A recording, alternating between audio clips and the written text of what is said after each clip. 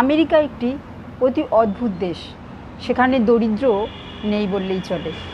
সেখানকার মহিলারা অনেক উন্নত, শিক্ষিত এবং স্বাধীন। অন্যান্য স্থানের তুলনায়ও উন্নত এবং শিক্ষিত, এমনকি সেখানকার পুরুষদের তুলনায়ও উন্নত এবং শিক্ষিত। এ দেশেও সৎপুরুষ রয়েছে, কিন্তু সেখানকার মহিলারা এখানের তুলনায় অনেক উন্নত। কারণ মনু বলছেন যে যত্র নার্যস্তু পূজ্যন্তে রমন্তে তত্র দেবতা।